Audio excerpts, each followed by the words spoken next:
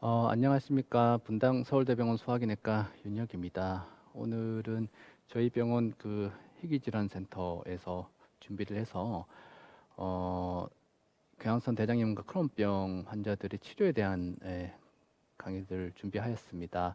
사실 코비드-19 이 코로나 감염 있기 전에는 매년 저희가 환자 보호자분들을 대상으로 건강 강좌를 했었습니다. 짧은 제한된 시간 속에 뭐 많이 환자 보호자분들이 궁금하시는 것들 다 설명드릴 수가 없어서 매년 했었는데 이제 코로나 사태 이후로는 이제 온라인으로 대체하게 되었고 이제 온라인으로 하다 보니까 이제 이 녹화된 강의 자료가 이제 뭐 유튜브나 이런 매체를 통해서 다시 볼 수 있게 됨으로 해서 작년과 똑같은 내용으로 하는 게 큰 의미가 없을 것 같아서 금년엔 조금 기본적인 염증성 장질환의 진단과 뭐 치료에 대한 것보다는 조금 더 이제 심화된 내용으로 준비를 좀 해보았습니다. 이런 건강 강좌에 참여하시면 어떤 점이 좋은지 뭐 흥미로운 연구 결과를 하나 소개해 드리겠습니다. 저희가 본원 외래를 방문하는 환자들을 대상으로 이 각 염증성 장질환 환자들이 질환에 대해서 본인이 과연 얼마나 잘 알고 있는지 한번 설문조사를 한 적이 있습니다. 이 질환 자체가 뭐 흔히 접하는 그런 대중적인 질환이 아니고 본인 혹은 뭐 가족, 친구가 이 병을 앓게 되면 좀 알게 되는 그런 질환이어서 생소하기도 하고 뭐 그래서 어느 정도 다들 알고 계신지 궁금하기도 하고 해서 저희가 24개의 문항을 저 질환과 관련된 지식을 문항을 설문조사를 했습니다. 했을 때 저희가 봤더니 이 그 염증성 장질환 질환과 관련되어서 지식이 높은 환자들이 그렇지 않은 환자들에 비해서 약제를 변경하는 비율이 적었습니다. 이게 무슨 말이냐면 이 그림을 보시면은 IBD-노라는 건 저희가 자체에 아산병원 양석근 교수님과 제가 자체 국내에 개발한 염증성 장질환 관련 지식 정도를 측정한 척도입니다. 그래서 그 점수가 높은 환자들이 이선이고 점수가 낮은 환자들이 이선인데 설문을 하고 환자들을 쭉 추적 관찰하였습니다. 한 2년 동안 쭉 했더니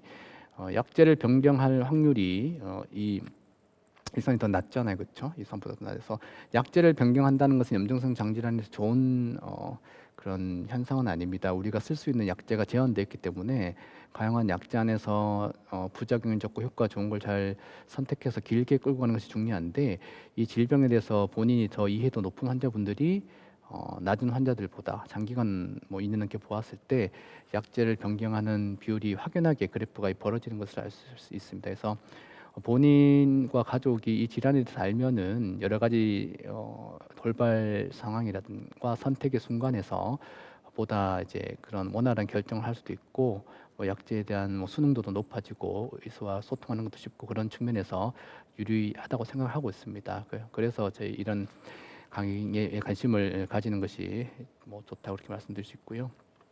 오늘 말씀드릴 내용은 크게 두 가지입니다. 염증성 장질환 궤양성 대장암 크론병 치료 목표의 최신 지견에 대해서 간략히 살펴보고 뭐 대부분의 환자는 아니고 일부 환자들 중등도 중증 그다음에 재발이 잦은 환자들에게 사용하는 생물학제제 치료법에 대해서 좀 더 심화해서 설명을 드리도록 하겠습니다. 염증성 장질환의 치료는 모든 질환의 기본 치료가 마찬가지겠지만 증상의 소진입니다. 환자가 이제 병원을 방문하는 것은 불편한 것이 생겼기 때문일 텐데요. 뭐 궤양성 대장염에서는 설사나 점액변, 그다음에 혈변 등이 되겠고 크론병에서는 뭐 복통이나 설사, 체중 감소 이런 문제가 발생하게 됩니다. 그래서 가장 치료의 가장 기본적인 1차 목표는 증상의 소실, 우리가 임상적 관해라고 부르는 것입니다. 하지만 과거에는 사실 쓸력이 별로 없었기 때문에 우리가 치료를 하는 와중에 이러한 가장 기본적인 목표에 만족을 하였지만 2000년대 들어서 약제들이 많이 좋아지면서 우리 치료 목표가 조금 더 원대해졌습니다. 그래서 그 다음으로는 단순히 증상을 없애는 것뿐만 아니라 실제로 우리가 내시경으로 대장 내부를 들여다봤을 때 헐어있던 것들이 모두 소실되는 점막 치유, 내시경적 소견의 정상을 우리가 치료의 목표로 삼을 수 있는 수준에 이르렀습니다. 과거에는 불가능했었는데요.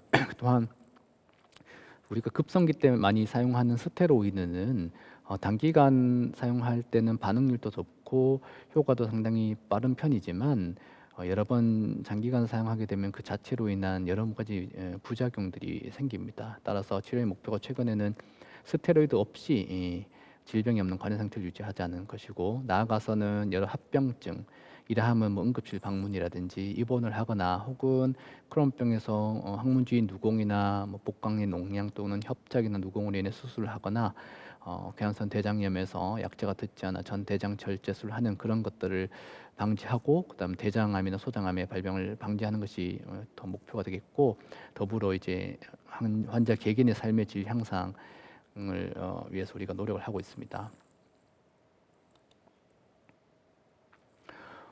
기본적으로 염증성 장질환 환자 보호자분들께서는 관해라는 용어에 대해서 좀 익숙해지면 좋습니다. 외래에서도 많이 질문을 받는데, 그럼 저는 관해기인가요? 관해가 무엇인가요? 라는 그런 질문을 많이 받습니다.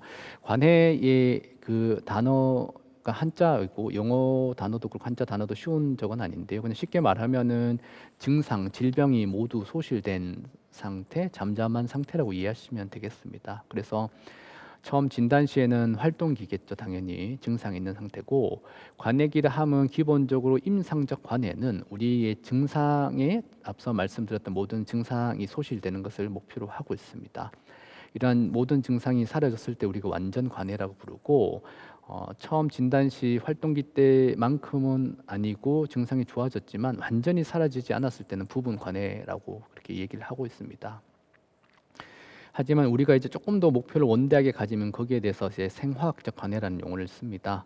실제로 생화학적 관해라는 것은 혈액 및 대변 검사, 주로 이제 염증 표지자가 정상 수치까지 도달하는 것입니다. 혈액에서는 CRP 또는 C 반응 단백질이라는 그런 염증 표지 물질을 저희가 자주 측정하게 되는데, 혈액 검사에서 CRP가 정상화되는 것, 또 대변에서는 또 비슷한 염증 표지자인 대변 칼프로텍틴이라는 물질을 자주 측정하게 됩니다. 이러한 염증 표지자가 정상화되었을 때 생화학적 관해라는 용어를 씁니다. 일반적으로는 임상적 관해에 도달하고 그에 대해서 조금 더 상태가 좋아지면 생화학적 관해, 혈액이나 대변에서도 염증의 그런 증거가 전혀 없는 상태에 이르게 됩니다. 이에 더불어 이제 최종적으로 우리가 현재 2022년 이 시점에서 염증성 장질환을 보는 전문가들이 생각하는 최종 목표는 내시경적 관해입니다. 내시경적 관해는 내시경으로 봤을 때 질병이 사라진 상태를 뜻하고요. 그런 건 구체적으로 어떤 걸 얘기를 하느냐? 궤양성 대장염이나 크론병 활동기에서는 뭐 소장 말단이나 대장의 그러한 궤양, 그 장이 헐어서 깊게 패인 것들이죠. 그런 것을 보게 되는데, 치료 반응이 좋게 되면 그런 궤양들이 다 소실되고 예전에 정상인의 장처럼 맨들맨들한 그런 표면을 바뀌게 됩니다. 그래서 점막 치유가 되었다고 우리가 이렇게 표현을 하는데, 점막 치유에 도달하는 것이 현재의 공식적인 전문가들의 치료 목표가 되겠습니다. 근데 과거에는 이러한 목표를 생각하지 못했던 것들이 약제가 그만큼 좋지 않아서 생각을 못하였지만, 요즘 나오는 약제들, 면역조절제나 생물학제제에 힘입어서는 우리가 충분히 내시경적 관해를 목표로 치료를 해볼 만하다 이렇게 생각하고 있습니다. 여기서 조금 더 나아가면은 이제 조직학적 관해라는 용어를 최근 몇 년 사이에 사용하고 있습니다. 조직학적 관해는 조직에서의 염증 세포가 소실된 것인데, 실제로 내시경적 관해, 내시경 유관 소견이 정상인 환자들도 실제로 조직 검사를 해서 현미경으로 거기 들여차 있는 세포를 보면은 염증 세포들이 남아 있는 경우가 있는데, 최근에는 이제 그러한 내시경 현미경 상에서 그런 염증 세포가 사라진 것이 더욱더 예후가 좋다는 얘기들이 나오고 있어서 여기에 대한 연구가 활발히 이루어지고 있습니다. 그래서 참고로 말씀드렸고, 현재 우리 환자 보호자분들께서 아셔야 될 것은 내시경적 관해가 최종 치료 목표이고, 약제를 잘 선택해서 사용하면 충분히 이 목표에 도달할 수 있는 환자분들이 상당히 많아졌다라는 것을 말씀드리고 싶습니다. 이 슬라이드가 오늘 말씀드리는 그 내용의 전반부의 가장 중요한 슬라이드라고 할 수 있겠습니다.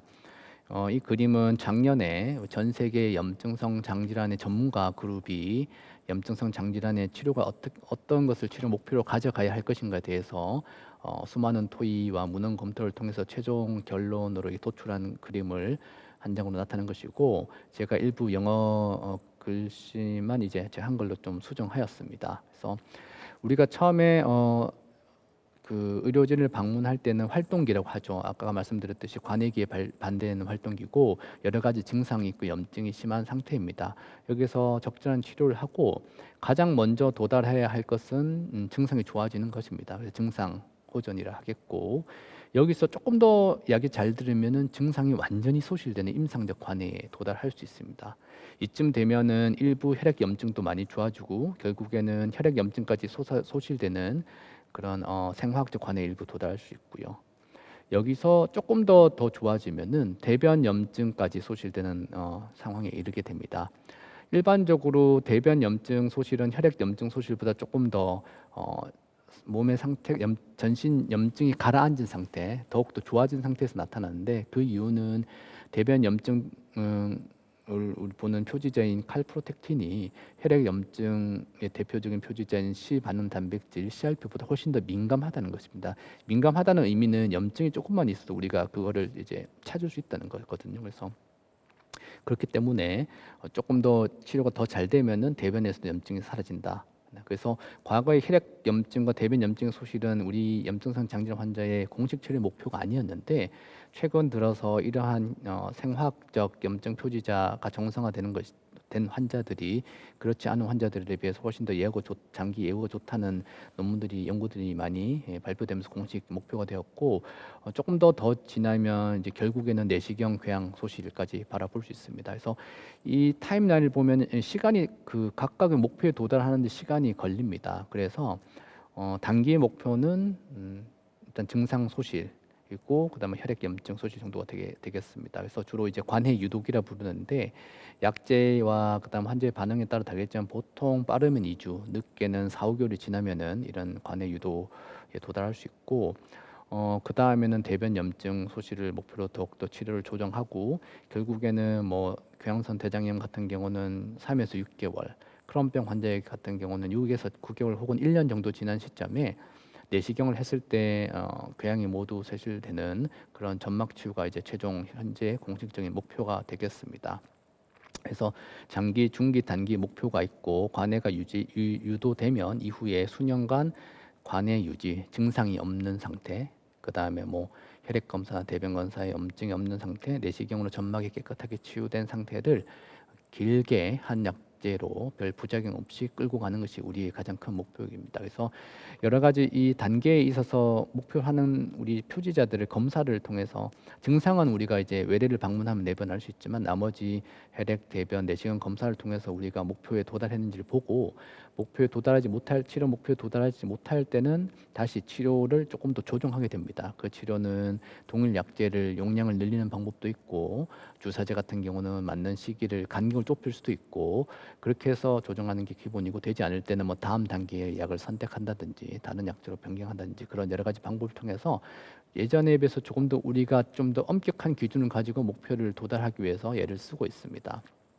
그래서 이에 더불어서 조금 더 우리가 멀리 나가 본다면은, 전술했듯이 이제 궤양성 대장염에서는 조직 검사를 해서 슬라이드로 만들어 현미경으로 들여다봤을 때 염증 세포가 없는 그런 조직학적 관해, 또는 크론병에서는, 특히나 소장병 크론병에서는 소장 내시경을 하기 쉽지 않기 때문에 점막 상태를 내시경으로 평가하기 힘듭니다. 그런 경우에 이제 CT나 MRI 같은 영상학적 검사를 했을 때 전 벽에 염증이 모두 소실된 상태의 영상학적 관해가 오면 더욱더 좋지 않을까, 그렇게 우리가 생각을 하고 있습니다. 그래서 최소한 장기적으로 내시경적 관해까지는 도달하자는 목표로 이렇게 계속 치료를 조정한다라는 것이 가장 큰 중요한 내용이 되겠습니다. 그러면은 이런 의문이 들 수 있습니다. 외래에서 환자분들이 자주 이제 하는 얘기인데, 증상만 좋아지면 되지 않나요? 저는 아무런 증상이 없는데 치료를 더 계속해야 하나요? 혹은 뭐 조금 더 약을 더 세게 써야 하나요? 약을 변경해야 되는 그런 질문을 많이 받습니다. 근데 가장 큰 문제는 증상과 객관적 염증의 정도가 일치하지 않는다는 것입니다. 특히나 궤양성 대장염보다 크론병이 그런 경우가 더 흔합니다. 그러면 객관적 증상과 객관적 염증의 정도가 일치하지 않으면 도대체 그게 어떤 문제를 일으키게 하느냐? 실제로 증상은 없어졌는데 객관적인 뭐 대변이나 혈액 검사 혹은 내시경이나 뭐 CT, MRI 이런 검사들에서 염증이 남아 있는 경우에는 결국에는 이제 질병이 다시 이제 염증이 올라와서 재발을 하고 합병증이 발생할 확률이 높다라는 것을 우리가 여러 연구와 장기간의 경험을 통해서 알고 있기 때문에 보다 깊은 완전한 관해에 도달하는수록 예후가 환자들이 좋고 합병증이 적습니다. 그래서 부작용이 더 높아지지 않고 그런 수준에서 약을 잘 맞춰서 최대한 가능한 깊은 관해에 도달하는 것을 목표로 우리가 조금 더 적극적으로 치료를 하고 있는 것이 현재 추세입니다. 예를 들어서 대변 칼프로텍틴, 대변의 대표적인 염증 표지자인데 이 유용성을 보면은 이 가로가 이제 시간의 경과고 세로가 이 대변 칼프로텍틴 염증 표지자의 수치가 얼마나 높은 거입니다. 그래서 처음에 활동기 때는 대변 염증 수치는 높겠죠. 근데 먼저 치료가 잘 이루어지면은 먼저 증상이 좋아지고 이후에 대변 염증 표지자도 점점 떨어집니다. 그래서 우리가 이 특정 수준 아래로 떨어뜨리는 게 목표입니다. 그래서 정상인은 보통 550에서 100을 넘지 않지만 염증성 장질환 환자에서 이 대변 염증 수치를 정상으로 만들기에는 또 거기에 따른 여러 뭐 약제 증강 등의 문제가 있을 수 있기 때문에 보통은 한 250 이하 적어도 안으로 우리가 이 대변 염증을 수치를 낮추는 것을 목표로 하고 있습니다. 그래서 주기적으로 이런 검사를 했을 때 유용성은 보통은 이 대변 칼프로텍틴 수치가 오르면 증상이 발현되기 먼저 오릅니다. 앞서 말씀드렸듯이 워낙 그 몸 체내의 염증이 민감한 검사이기 때문에 보통 우리가 증상이 없는 단계에서 염증이 조금 이제 시작될 때 검사를 해보면 올라갑니다. 그러면 우리가 이제 몇 개월 뒤에 이 환자는 이제 실제로 증상이 나타나고 문제가 될 것이라는 것을 우리가 예측을 할 수 있습니다. 하지만 반대로 이 검사가 너무 민감해서 한 번 수치가 오른 것 가지고 너무 걱정하실 필요는 없고, 하지만 두 번, 세 번 점점 수치가 오른다. 이것은 분명히 앞으로 이제 문제가 생길 것이라는 것을 시사하는 그런 지표이기 때문에 우리가 좀 더 조기에 개입을 해서 더 문제가 되지 않도록 빨리빨리 이제 염증을 낮추는 치료를 할 수 있는 그런 장점이 있습니다. 그래서 최근에는 대변 검사가 많이 중요해졌고요. 또 하나로 아까 말씀드린 내시경이 결국적으로 궁극적인 목표가 된 이유가 점막 치유가 되면은 되지 않은 경우보다 확실히 장기적으로 재발도 적고 또 임상적 관해 증상이 소실된 상태가 유지하는 기간도 깁니다. 그렇기 때문에 우리가 객관적인 그런 내시경을 통해서 좌측에 이런 그림이 우측으로 되는 것을 목표로 치료를 하고 있다는 것을 아시면 되겠습니다. 조직 각적 검사는 아직까지는 논란이 있고 최근 트렌드이긴 합니다. 그래서 이게 제가 2000년도에 연구 결과를 발표했는데 앞서 말씀드렸듯이 증상이 없는 궤양성 대장염 환자 중에서도 내시경 검사에서 유관적으로 염증이 하나도 없는 경우가 염증이 남아있는 경우보다 재발이 훨씬 낮았다. 한 절반 정도, 2배 정도, 50% 정도 재발률이 낮췄다는 것을 알 수 있고, 거기에 더해서 조직 검사를 해서 현미경으로 들여다봤을 때 염증 세포가 없는 경우에는 추가적으로 한 60% 정도 더 재발률이 낮다. 그래서 이 두 가지 조건을 만족하면 더욱더 재발률이 낮은 것입니다. 이제 하지만 현재의 문제는 현재 우리가 가용한 약제로는 조직 각적 관해까지 도달할 수 있는 비율이 상당히 낮고, 그렇게 도달하기 위해서 증상도 별로 없고 내시경도 별 염증이 없는 환자를 계속 치료를 하다 보면은 우리가 쓸 수 있는 약제를 모두 소실하는 문제도 있고 해서 현재로는 좀 한계가 있긴 하지만 앞으로 많은 연구가 더 이루어질 것 같습니다. CT, MRI도 비슷한 경우인데요. 이제 궤양성 대장염에서의 조직 각적 관해가 있다면 이제 크론병에서는 최근에는 이제 장벽 전층의 관해에 대한 그 유용성이 많이 얘기가 되고 있습니다. 특히 이제 이런 CT, MRI가 유용한 것은 소장형 크론병이 문제가 되는데 우리나라는 서양 환자에 비해서 소장형 크론병의 비율이 훨씬 높은 그런 상황입니다. 그런 경우에는 대장 내시경만 했으면 점막이 치유되는지를 알 수 없기 때문에 이러한 검사를 주기적으로 평가함으로 통해서 좌측을 보면 이 소장의 염증이 하얗게 진한 부분 염증인데 치료 후에는 이렇게 다 좋아지는 것을 확인할 수 있고, 이렇게 영상학 검사에서도 염증이 가라앉은 환자들이 훨씬 더 장기적으로 안정적으로 관해를 길게 끌어갈 수 있다는 것을 최근 연구들이 많이 보고되고 있어서 관심이 좀 더 높아지고 있습니다.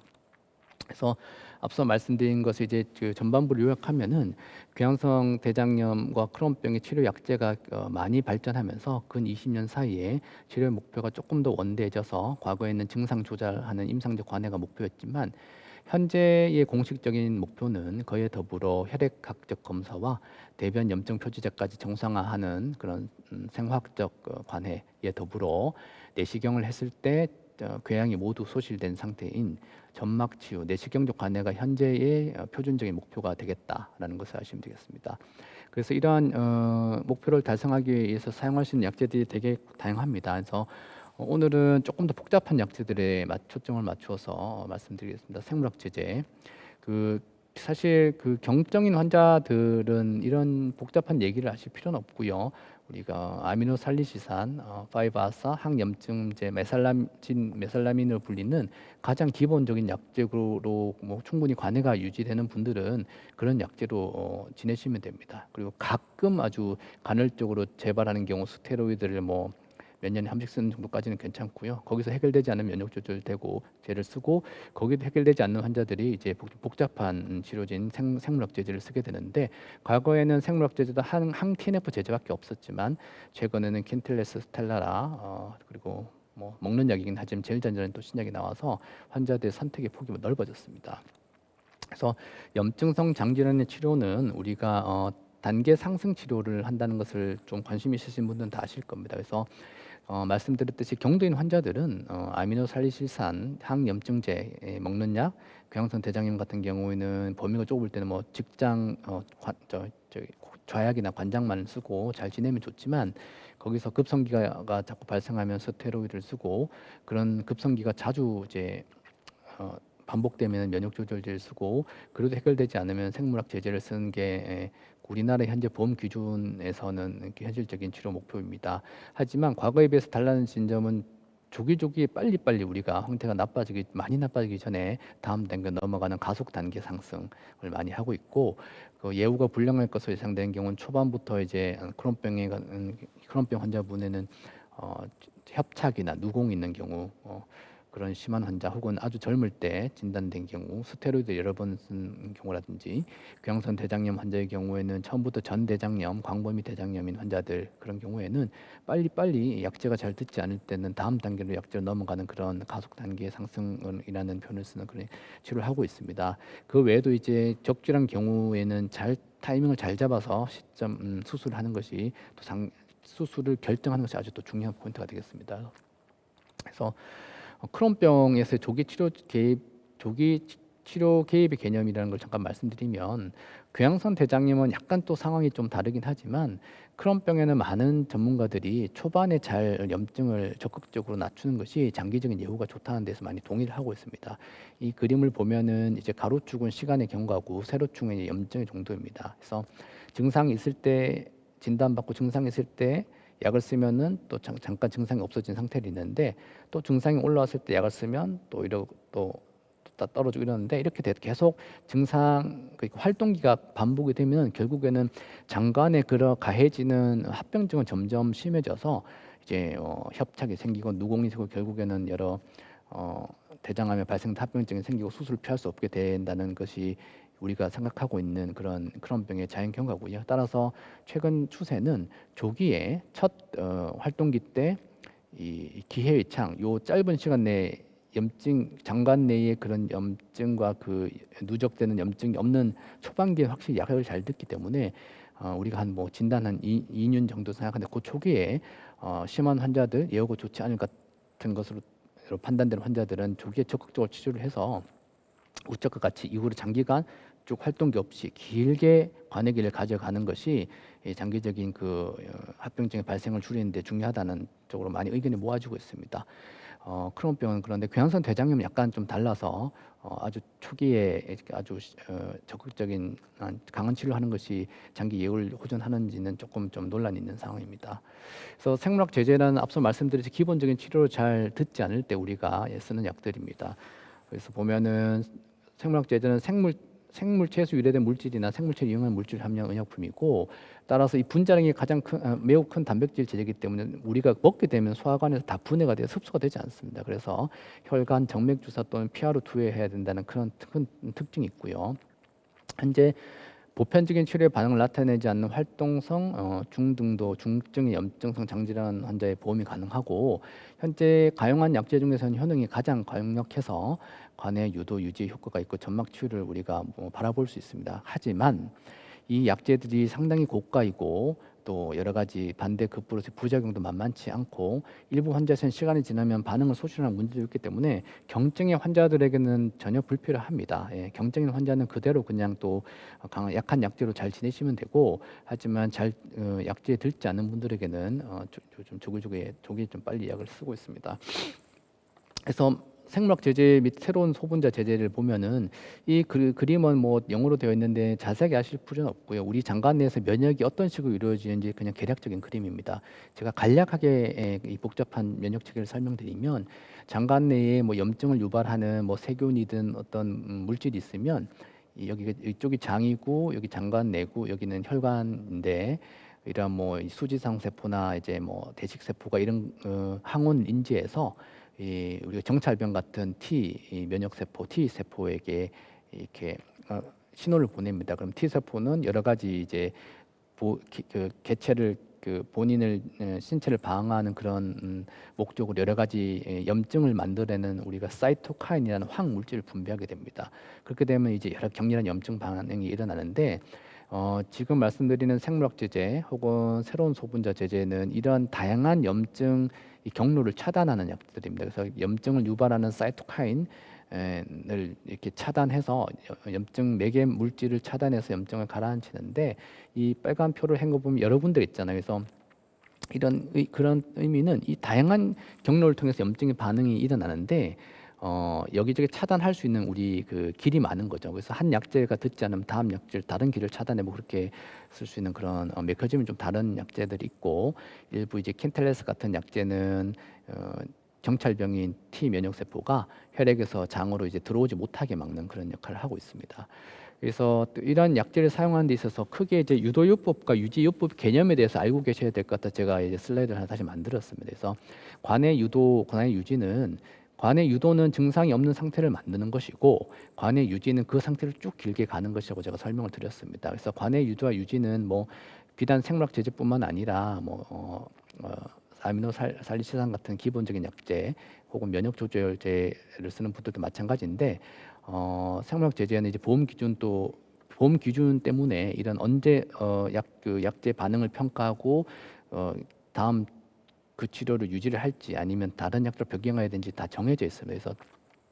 그래서 증상이 심한 환자들에게 생물학 제제를 쓰게 되면 먼저 질병 활성도 평가를 하겠죠. 뭐 내시경이나 혈액 검사, 뭐 MRI나 그런 걸 평가하고 이제 약제를 투여합니다. 그래서 초반기에는 약제를 투여하는 간격이 보통 짧습니다. 이 정맥 주사제 같은 경우인데 예를 들면 주사를 맞고 2주 뒤에 맞고 4주 뒤에 맞고 8주 뒤에 맞고 이렇게 초반에 약제를 짧게 쓰는 이유는 초기엔 염증의 그런 부담이 많기 때문에 보다 강력한 염증을 가라앉히는 그 약물 농도를 유지하게 되어서 약제를 많이 쓰고 보통 이제 이렇게 몇 번을 쓰게 되면 치료 반응 평가하는 시기가 각 약제의 특성에 따라서 정해져 있습니다. 그래서 인플리시막 같은 경우는 크론병에는 2주 뒤에 반응을 평가하게 되고 싶고 반대로 스텔라 같이 길게 보는 약은 한 5개월 뒤에 평가를 하도록 되어 있습니다. 그래서 약제를 정해진 용법에서 몇 번 쓰고 이제 반응을 평가해서 환자의 증상이 좋아지고 이제 구양선 대장염 같은 경우에 내시경을 해서 어느 정도 점막 치유가 된 게 확인이 되면 이 약제는 듣는다라고 판단을 하고 쭉 이제 규칙적인 간격으로 주사를 맞게 되는 게 관의 유지기고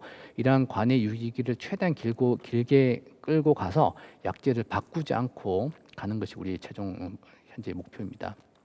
그래서 앞서 말씀드린 생물학 제제는 종류가 지금 과거에는 뭐 항티네프 제제밖에 없었지만 2010년 중반 이후로 이제 뭐 인테그린 이니비터라든지 인터루킨 이니비터 억제제, 잭 억제제라는 게 있습니다. 그래서 각 목표 억제 물질은 아실 필요는 없고요. 앞서 그 한 장에 보여드렸던 그 면역 장관 내에서 어떻게 면역 반응이 이루어지는지 거기에서 관련 여러 가지 염증 매개 물질을 이제 차단하는데 그 억제하는 물질이 어떤 거냐에 따라서 이렇게 좀 나뉩니다. 그래서 성분명, 상품명 쭉쭉쭉 있습니다. 그래서 아실 거는 이제 투여 방법이 약제마다 좀 다르다. 그래서 인플리시맙은 정맥 주사, 최근에는 정맥 맞다가 피하로 넘어갈 수 있는 램시마 피하 주사도 개발되기도 했는데 그렇고 아달리움 휴무리아 제제는 이제 원래부터 피하 주사이고 그다음에 이제 스텔라 같은 경우는 처음 한 번은 정맥으로 맞고 이후는 피하로 바꿔 맞고요.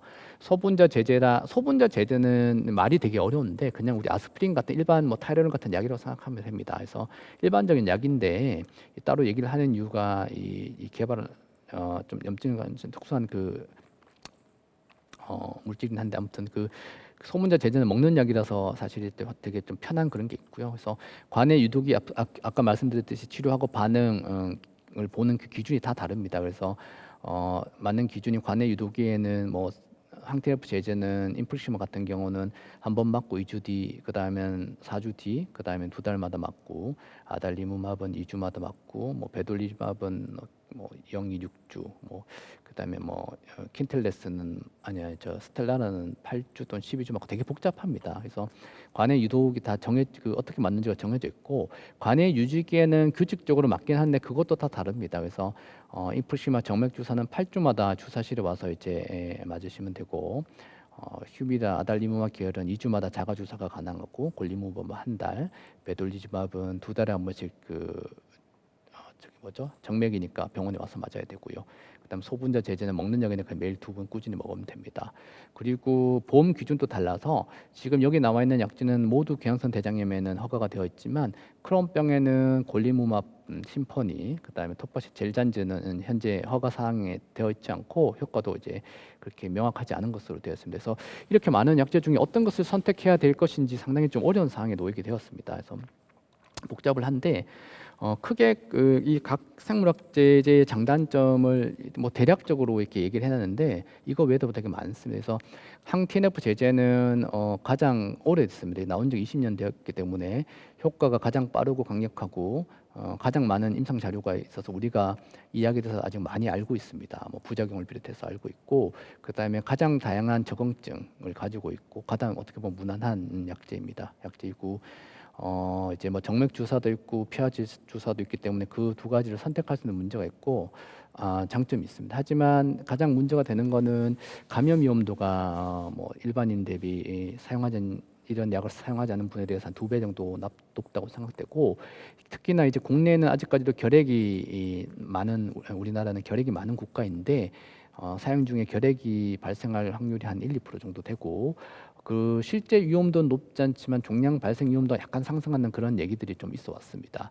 그 외에 이제 인플루시마 같은 경우에는 정맥 주사인데 과민 반응이 가끔 있을 수 있기 때문에 많은 병원에서 처음엔 첫 주사 투여 때는 잠깐 입원해서 우리가 면밀히 부작용이 없는지 검토하면서 맞아야 되는 그런 좀 불편함이 있고 높은 면역 원성은 좀 어려운 얘기인데 쉽게 말하면 내성이 잘 생겨서 투여할 때 보통 이제 내성을 방지하기 위해서 면역 조절제를 같이 써야 하는 그런 경우가 더 높다는 게 또 단점이고 반대로 킨텔레서는 현재 나와 있는 생물학제 중에서 가장 뭐 안전합니다. 그 이유는 이제 장에만 작용하기 때문이고요. 그래서 면역 원성이 낮기 때문에 장기간 좀 약제를 관해 유지기를 길게 끌 수 있다는 그런 좀 장점이 있는 것 같고 단점으로는 효과가 상대적으로 좀 느린 경향이 있고 특히 이제 크론병에서는 경향성 대장보다 좀 그런 경향이 있고 장에만 작용하기 때문에 안전하지만 반대로 장애 증상이 있는 환자분들에게는 효과가 좀 잘 듣지 않을 그럴 가능성이 좀 있습니다.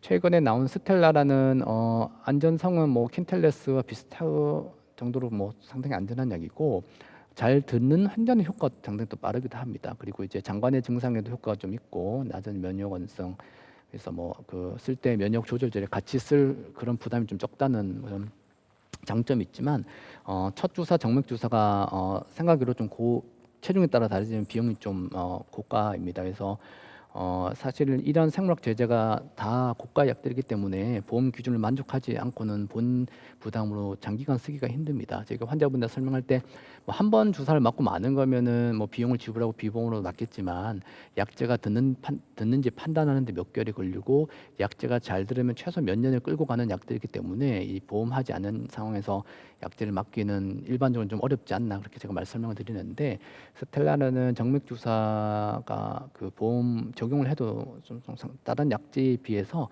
첫 투여가 좀 한 번에 들어가는 비용이 좀 많기 때문에 제가 설명을 항상 드리고요.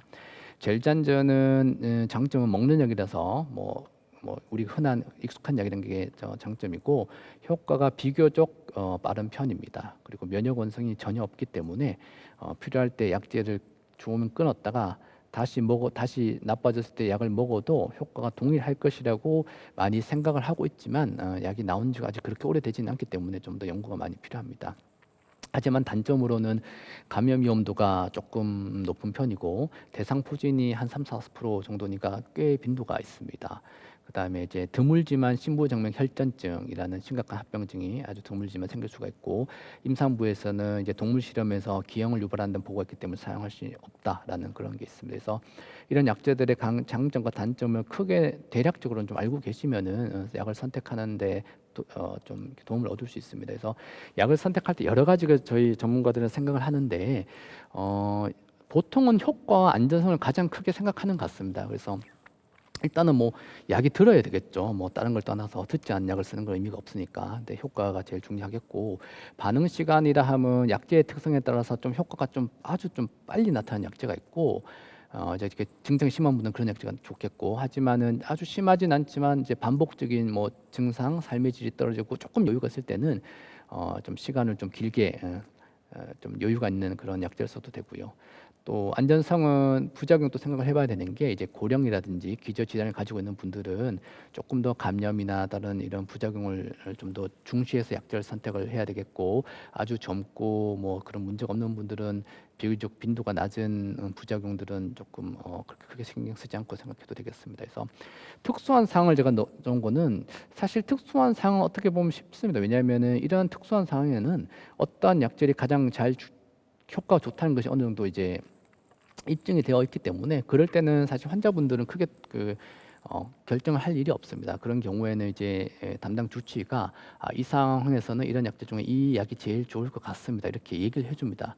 그런 상황은 사실은 제일 편하죠. 하지만 이제 그렇지 않고 앞서 말씀드린 여러 가지 생물학 제제 중에서 이거가 괜찮을 것 같은데 어느 게 더 나을지는 뭐 맞아봐야겠습니다. 그런 경우에는 여러 가지를 이제 고려하게 됩니다. 그래서 아까 앞서 말씀드렸듯이 이제 장관외 증상이 있으면 거기에도 도움이 되는 약제가 더 좋을 것 같고요. 면역 원성은 기본적으로 낮으면 좋습니다. 이제 면역 원성, 내성에 생길 그런 위험도가 좀 있으면 약을 투여하는 와중에 기존에 쓰고 있던 뭐 면역 억제제를 계속 같이 유지해야 되는 그런 부담감이 있기 때문에 그런 걸 좀 생각할 수가 있고 죄송합니다. 투여 경로는 이제 환자분이 이제 선택할 수 있습니다. 그래서 환자 그 분의 그 성향에 따라 달라지는데 예를 들어서 정맥 투여는 주사실에서 뭐 짧은 약은 30분, 뭐 긴 약은 한 2시간 동안 대기하면서 정맥으로 맞아야 되는 그런 불편감이 있습니다. 하지만 반대로 보통 이제 주사 맞는 간격이 그렇게 잦진 않거든요. 그래서 보통 뭐 2달이 기본이니까 그런 장점이 있고 대신에 이제 이런 여러 가지 스케줄을 생각하기 싫고 그냥 시키는 대로 이제 하는 걸 좋아하시는 분들 뭐 그런 분들이라든지 자가 주사를 맞으면 왠지 스케줄 자꾸 까먹고 바쁘고 그럴 것 같다 싶으면은 차라리 그냥 속 편하게 그냥 병원 지시에 따라서 내원해서 주사를 맞고 가는 게 편할 수도 있습니다. 하지만 이제 젊은 직장인들은 병원에 내원해서 또 진료를 보고 주사실에 가서도 대기하고 주사를 한 2시간 막 가는 것들이 상당히 이제 뭐 하루를 거의 빼앗아갈 수도 있기 때문에 그런 분들은 이런 것들을 불편할 수 있고 해서 자가 주사를 선호하는 경향이 있습니다. 자가 주사는 요즘 약들이 사실 워낙 잘 설계되어 나오고 있기 때문에 보통 한 10초 정도로 간단하게 투여할 수 있으니까 그런 주사 바늘에 대한 두려움이 없는 분들 그다음 병원에 자주 내원하는 거나 오래 머무르는 게 좀 불편한 분들은 자가 주사를 선택할 수 있습니다. 하지만 자가 주사는 보통 한번 약이 잘 듣는다고 판단이 되면은 약제를 2달, 3달 이렇게 장기 처방이 되기 때문에 본인이 집에서 잘 맞을 그런 그 의지가 있어야 됩니다. 그래서 주사는 뒤에도 말씀드리지만 불규칙적으로 맞으면은 그에 대한 내성이 생겨서 약이 안 들을 가능성이 있기 때문에 잘 챙길 수 있는 분들은 피하 자가 주사가 좋고 나는 그냥 너무 복잡한 거 싫고 그냥 제때 오란 날 와서 주사를 맞겠습니다. 그러면은 정맥 주사가 더 편할 수 있습니다. 또 하나 이제 설명드린 거는 정맥 주사는 전신 부작용이 아무래도 조금 더 흔하니까 그런 걸 좀 감안하시면 될 것 같고요.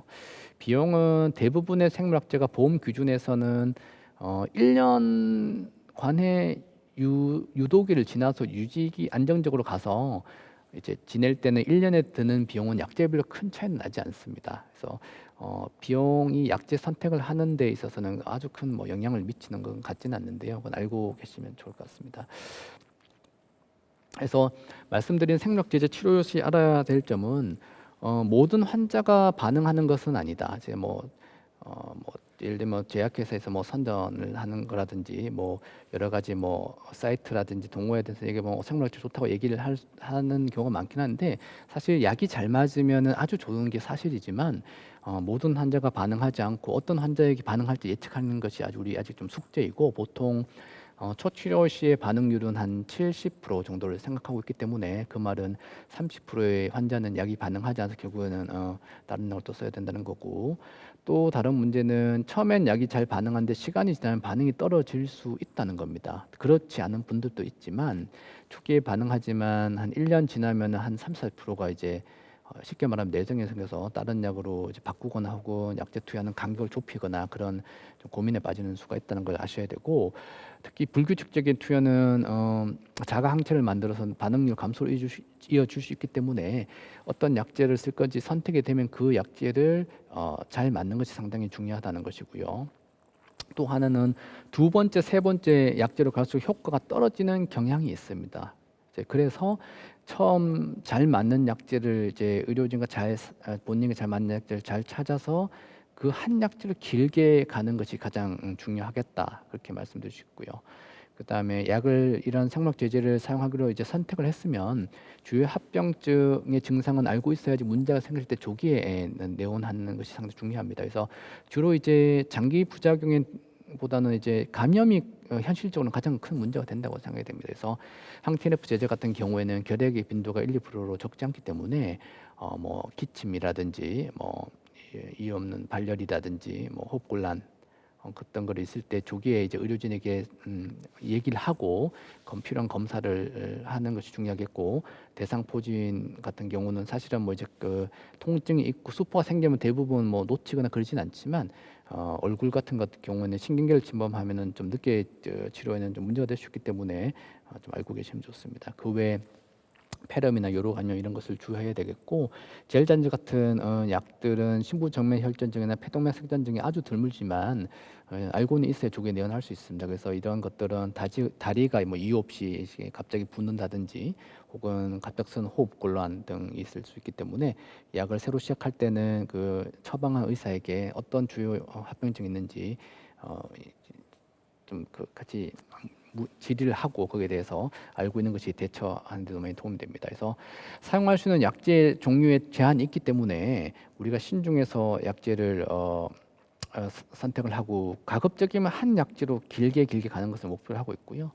그다음 처음부터 염증이 너무 심하면은 어떤 약을 써도 잘 듣지 않을 수 있습니다. 그럴 경우에는 수술이 더 좋은 선택일 수도 있기 때문에 그런 점에 대해서 이제 면밀하게 다학제 저희 분당서울대 병원에서도 요즘 하고 있는데 복잡한 환자분들은 이제 영상의학과 교수님들이 사진을 보여주시고 외과 교수님이 만약 수술을 했을 경우에는 뭐 어떤 범위를 어떻게 자르고 수술 합병증은 어떻고 얼마나 입원해야 될지를 같이 상의하는 그런 다학제 진료를 따로 잡아서 같이 좀 면밀히 검토하는 것이 좋겠고요. 또 하나 아셔야 될 거는 국내 보험 규정상 한 번 변경한 약제는 다시 보험 규정에서 쓰기 힘듭니다. 그래서 저희가 약을 쓰다가 이런 생물학제제를 하나 쓰다가 다음 약제로 변경할 때는 매우 신중하게 선택을 합니다. 그래서 그런 점에서 치료 전후의 객관적인 평가를 가급적 뭐 시간이나 비용적으로 그 문제가 되지 않으면 여러 가지 객관적인 검사를 해놓으면 아무래도 조금 더 우리가 정보를 많이 가지고 있고 그런 경우에 약제가 잘 듣지 않을 때 이거 어떻게 할지 고민할 때 조금 더 우리가 선택을 하는 데 많은 도움을 얻을 수 있습니다. 그래서 약이 잘 듣지 않을 때는 상황에 따라 약제를 맞는 간격을 좁히거나 혹은 약제의 용량을 넓히는 그런 방법으로 증강을 해보거나 잠깐 스테로이드를 써서 이렇게 넘어가기도 합니다. 그래서 잘 맞는 약을 찾아서 한 약제를 길게 가는 것이 가장 중요하다라는 것을 아셔야 되겠습니다. 그래서 이제 마지막인데 이 약제를 중단할 수 없을까요? 이 질문은 사실은 행복한 고민입니다. 약제가 잘 맞으면은 상당 관해 유도기를 지나서 관해 유지기에서 증상이 없는 유지기를 상당히 오랫동안 지속하면 이제 이런 고민들을 합니다. 그래서 증상이 없이 하면 2년, 3년 지나면 이제 환자분들이 이제 문의를 하거든요. 이렇게 잘 지내는데 약을 중단할 수 없을까요? 여기 상당히 현재 좀 복잡한 우리가 아직 하지 못한 문제들이 있습니다. 그래서 여러 가지 경우일 수가 있는데 항염증제를 쓰시는 분들은 제일 뭐 약하니까 그 증상이 심하지 않으니까 이런 약을 쓰겠고, 항염증제 더하기 면역조절제 쓰는 환자분들 조금 더 증상이 심했으니까 이런 약을 쓸 거고, 거기에 더해서 생명제제까지 쓴 환자들은 조금 더 심했으니까 결국 이런 약제를 써서 관해에 도달하였을 겁니다. 하지만 이제 반대로 그러면 약제를 끊었을 때 어떤 환자분들이 제일 좀 곤란에 처하게 될까요? 그 말은 제일 센 약제들, 상위 약제들 쓰는 환자들이 약제를 중단하실 때 문제가 될 가능성이 큽니다. 그래서 약제를 저희가 중단하 는 것을 어떻게 하냐고 이제 환자분들 질문을 받으면 일단은 약을 왜 중단하려고 하는지 여쭤봅니다. 그래서 그게 비용 문제인지 아니면은 뭐 번거로운 문제인지 아니면 부작용을 우려해서인지 여러 가지를 저희가 잘 들어보고 거기에 대해서 좀 면밀하게 검토를 하고, 실제로 이런 약제를 중단했을 때 그냥 대략 한 절반 정도의 환자분들은 수년간 그 관해 유지기 증상 없이 관해기를 계속 갈 수 있습니다. 하지만 예를 들어 생록제제를 쓰는 환자들이 약을 끊으면 아주 좋은 상태에서 1년 내에 재발할 확률이 한 30%에서 많게는 50%거든요. 그러면은 약이 재발했을 때는 어떻게 할 것인가? 거기에 대한 대책을 세우고 약을 중단해야 됩니다. 그래서 우리가 알고 있는 거는 관해기를 오래 유지한 환자이고 증상만 소실된 것뿐만 아니라 뭐 내시경, 혈액, 대변 다 염증이 없는 상태가 오래 간 환자일수록 이러한 약제를 중단했을 때 재발 확률이 낮다는 것을 알고 있습니다. 그래서 정약제를 끊고 싶을 때는 이런 면밀히 검토해서 얼마나 장기 동안 관해 유지가 되었는지를 보고 그런 상태를 유지했을 때 중단하는 것이 재발 확률이 낮습니다. 그래서 예를 들어 증상만 좋아졌는데 염증 표지자들은 계속 좀 높아요. 그런 분들은 약을 끊으면 대부분 재발하기 때문에 저희가 추천하지 않습니다. 그래서 약을 중단한 이후에 재발을 했을 경우에는 그 기존의 약을 쓰면 한 80% 정도는 듣는다고 우리가 보고 있는데요. 하지만 듣지 않은 20%는 상당히 곤란한 상황에 빠지는 경우를 저희가 이제 실제를 경험하고 있기 때문에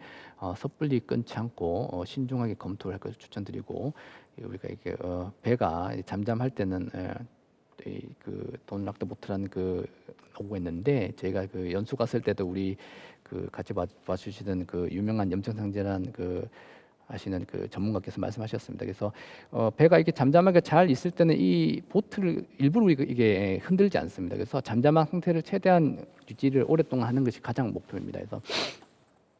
그래서 지금 현재 염증성 장질환 치료는 우리가 근본 원인을 알 수 없기 때문에 염증을 억제하는 것을 목표로 하고 있는 것이 현실입니다. 하지만 예전과 달라진 점은 그 염증을 억제할 수 있는 정도가 옛날보다 훨씬 더 좋아졌기 때문에 약제를 잘 사용하면 아주 길게 관해 상태를 유지할 수 있습니다. 그래서 오늘 키포인트는 본인에게 맞는 수준, 그것이 뭐 가장 기본적인 항염증제이든 면역조절제이든 생물학제제이든 맞는 약제를 찾아서 부작용을 가장 최소화하면서 한 약제로 가장 길게 가는 것이 가장 좋습니다. 그래서 그러면 이 약제를 뭐 10년, 20년 먹어야 되나요? 근데 뭐 실제로 그렇게 가져가는 분들도 있습니다. 그래서 문제가 생기지 않는 분들이 있기 때문에 그런 와중에 언젠가는 이제 이 병의 근본 기전에 우리가 조금 더 다가서면은 보다 나은 약, 부작용은 적고 이제 효과는 길고 어떻게 보면 완치까지 할 수 있는 약을 개발할 수 있지 않을까 그렇게 생각을 하고 있고요.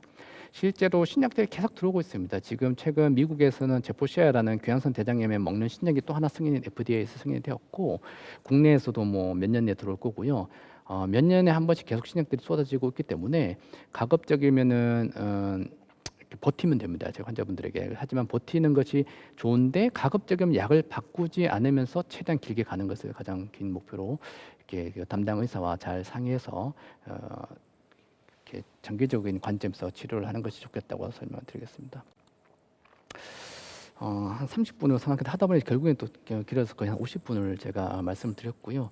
질문들이 많이 올라와 있을 것 같은데 시간 제한상 몇 가지만 제가 보고 답을 하도록 하겠습니다.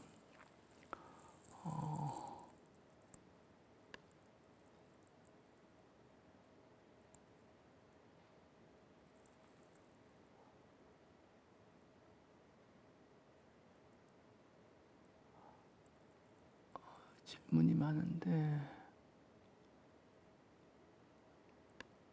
네, 역시 그 식단에 대한 내용이 많네요. 식단에 대한 내용이 많습니다. 그래서 보면은 음식 조절인데 몇 가지 질문들이 중복이 돼서 말씀드리면 식단은 사실 좀 애매한 측면이 있습니다. 그래서 저희가 가장 의료진이 많이 받는 질문이 식사는 어떻게 하면 되느냐인데요. 우리가 현재 알고 있는 것은 어떤 식사를 하는 환자들이 염증성 장질환이 좀 더 잘 생기더라라는 것까지는 알고 있습니다. 예를 들어서 국내에서 20년 사이에 이 염증성 장질환 환자 급증하는 것이 분명히 소과된 식사와 관련이 있을 것임을 시사한 연구 결과들이 많습니다. 그래서 구체적으로는 그런 뭐 붉은 육류, 그다음 동물성 지방, 가공육, 인스턴트 식품, 뭐 탄산 음료 그런 것들이 섭취가 많을수록 염증성 장질환에 걸릴 확률이 높다라는 것까지는 뭐 역학적인 사실이고 많은 전문가가 동의합니다. 근데 또 다른 복잡한 문제는 그러면 이미 이 질환을 가진 환자가 이런 음식을 그럼 다 끊으면 그래서 극단적으로 일부 몸에 좋다는 채식만 하면은 이 병이 사라지냐 그렇지 않습니다. 이제 거기엔 조금 더 복잡한 그런 작용 기전들이 있기 때문에 모든 전문가들이 특정 음식을 피하거나 특정 음식만 드시도록 그렇게 얘기를 하고 있지는 않습니다. 그래서 우리가 알고 있는 거는 특히 소아 크론병 환자, 심하지 않은 뭐 경등 중등도의 크론병 환자에서는 이런 그 특수식이 경관시기가 뭐 스테로이드와 비슷한 정도의 관해 유도 효과가 있다는 정도는 알지만 음식으로 이 질환을 해결하기는 상당히 어렵고 이제 실제로 설문을 해보면은 한 30-40% 환자분들이 이제 염증성 장질환 환자분들이 제한식을 하고 있는 걸 제가 알고 있는데 그랬을 때의 장점보다는 뭐 영양 섭취 불균형, 뭐 빈혈의 발생 이런 부작용이 더 높다고 생각하기 때문에 기본적으로는 그냥 골고루 음식을 식사를 하시되 우리 상식선에서 장에 좋을 것 같은 거 많이 알고 있잖아요. 뭐 채소류라든지 뭐 지중해식도 좀 좋은 것으로 알려져 있습니다. 뭐 그런 것들 반대로 뭐 술이나 담배를 피하고 아까 말씀드렸던 인스턴트라든지 가공육이라든지 동물성 지방이라든지 그런 붉은 고기를 좀 피하는 수준, 의식적으로 좀 피하는 수준에서 적절히 조절하시면 되고 특정 음식이 확실히 난 이것만 먹으면 좀 나빠진다 그렇게 하면은 피하지만 그렇지 않으면은 큰 그림에서는 음식이 결정적인 인자인 것 같지는 않고요. 질병 이미 진단된 환자에서 재발이나 관해 유지에는 결정적인 것 같지 않아서 표준적인 치료를 잘 따라오는 것이 더 중요하겠다 그렇게 말씀을 드리겠습니다. 그 다음에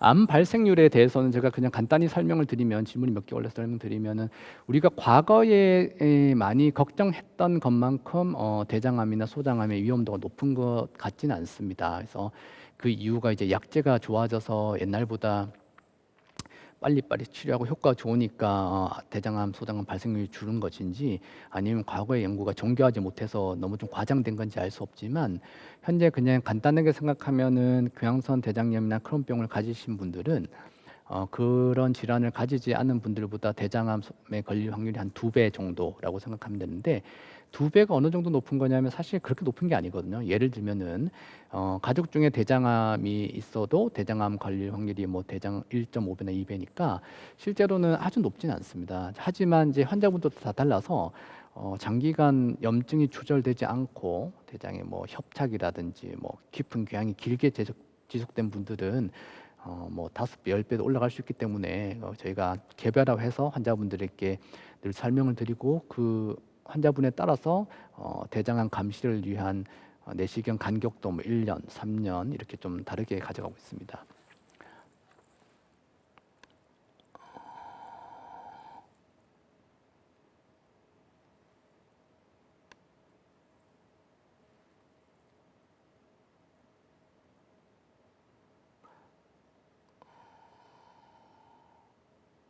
네, 알겠습니다. 그 외에는 이제 관해기가 유지되는 기간은 환자분마다 상당히 다르고요. 몇 년씩 많이 질문하거든요. 이런 기간이 얼마나 갈까? 그건 또 상담마다 다른데 어떤 분들은 뭐 5년, 10년간 이렇게 길게 관해기를 가져가시는 분들도 있기 때문에 저희 치료함에 있어서 그런 항상 희망을 가지시고 또 잘 맞는 약을 찾다 보면 결국에는 아주 정상과 똑같은 그런 삶을 할 수 있다고 그렇게 말씀드리겠습니다. 네, 주사제를 빨리 쓰는 것이 요즘 트렌드인가 이고 있는데 사실은 조금 트렌드긴 합니다. 근데 그것이 이제 모든 환자에게 해당되는 것이 아니고 우리가 장기적으로 예후가 좋지 않을 것으로 예상되는 질병 범위가 넓거나 이미 뭐 누공이나 협착이 온 환자분들 혹은 아주 젊은 시기에 나이에 진단된 분들에게는 조금 더 우리가 적극적으로 많이 나빠지면 약들이 좀 안 듣는 경향이 있기 때문에 조기에 개입을 해서 다음 단계로 넘어가려는 것이 현재의 트렌드이긴 합니다. 네.